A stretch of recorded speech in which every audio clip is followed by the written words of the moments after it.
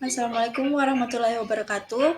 Jadi kali ini saya akan membahas mengenai pengaruh perkembangan teknologi informasi terhadap arsitektur. Nah, sebelum masuk ke dalam materi, izinkan saya memperkenalkan diri. Saya Nabila Ayumaira dengan NIM D0512111066. Nah, adapun topik pembahasan yang akan saya bawa yaitu yang pertama mengenai teknologi dan arsitektur, yang kedua aspek perkembangan dari teknologi dan arsitektur, yang ketiga software-software yang digunakan pada arsitektur, dan yang terakhir kesimpulan dari pembahasan tersebut. Nah, sebelum masuk ke dalam materi, ada baiknya kita dapat mengetahui apa itu teknologi informasi tersebut. Nah, informasi teknologi atau IT itu ataupun teknologi informasi merupakan istilah umum ataupun apapun yang membantu manusia dalam membuat, menyimpan, mengomunikasikan, dan atau menyebarkan informasi. Pengertian teknologi informasi adalah sebuah studi perancangan, implementasi, pengembangan, dukungan, atau manajemen sistem informasi berbasis komputer, terus pada aplikasi perangkat keras ataupun aplikasi perangkat lunak. Nah, apa sih tujuan dari teknologi informasi itu? Tujuan teknologi informasi yaitu untuk memudahkan memecahkan suatu masalah, membuka kreativitas, meningkatkan efektivitas dan efisiensi dalam aktivitas manusia. Nah, untuk materi pertama mengenai teknologi dan arsitektur. Proses arsitektur memanfaatkan komputer sejalan dengan perkembangan kemampuan komputer. Saat komputer generasi baru mampu melakukan perhitungan berat seperti yang diperlukan pada proses render arsitektur 3D, maka dunia desain arsitektur menanggapi dengan optimis dan ketertarikan yang tinggi. Dari hal tersebut, gambar-gambar presentasi desain arsitektur nyaris tidak dapat dibedakan dengan kondisi yang nyata. Jika kita memakai proses desain yang paling sederhana yang telah dipakai oleh para arsitek sejak ratusan tahun yang lalu, maka terlihat bahwa komputer dapat berperan di tahap mana saja. Selanjutnya, aspek perkembangannya. Untuk yang pertama, pembuat sketsa awal. Nah, yang dimana dulu itu konsepnya itu dapat berupa sketsa tangan dan visualisasinya itu menggunakan warna, pensil warna, spidol, cat air, dan cat minyak.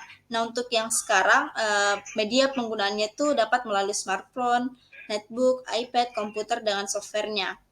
Untuk aspek perkembangan yang kedua yaitu perhitungan dengan konstruksi serta fisika bangunannya, yang dimana dulu itu masih menggunakan mesin hitung dan sekarang menggunakan mesin hitung yang diadopsi dari software-software terkait seperti SAP 2000.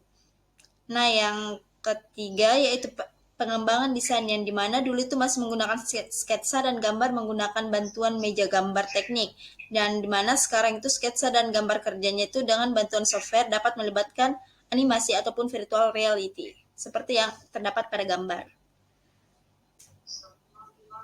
Adapun aspek perkembangan yang keempat yaitu presentasi, yang dimana dulu itu masih menggunakan media yang didukung keterampilan tangan dan manual. Serta sekarang itu sudah menggunakan software seperti AutoCAD, 3D Max, SketchUp, dan virtual pendukung lainnya.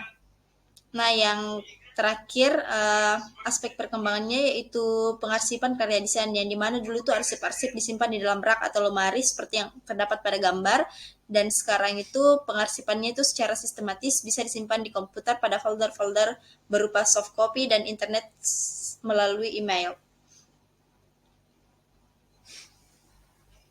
Next, software design. Nah, software yang pertama yang akan dibahas yaitu AutoCAD, yang dimana aplikasi yang satu ini lazim dipakai oleh para arsitek profesional. Hal ini disebabkan oleh kelebihan aplikasi ini yang membantu arsitek dalam membuat gambar yang detail. Lewat aplikasi ini, kita bisa membuat gambar bangunan 2 dimensi yang detail dan teliti. Gambar tersebut akan sangat berguna untuk kontraktor dan para tukang ketika hendak menyelesaikan desain bangunan yang sudah Anda buat.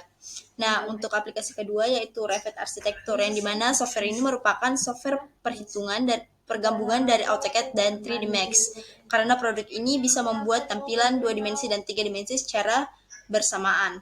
Nah, aplikasi software yang ketiga yang akan kita bahas yaitu Archicad, yang dimana software ini memiliki kesamaan sistem dengan Revit.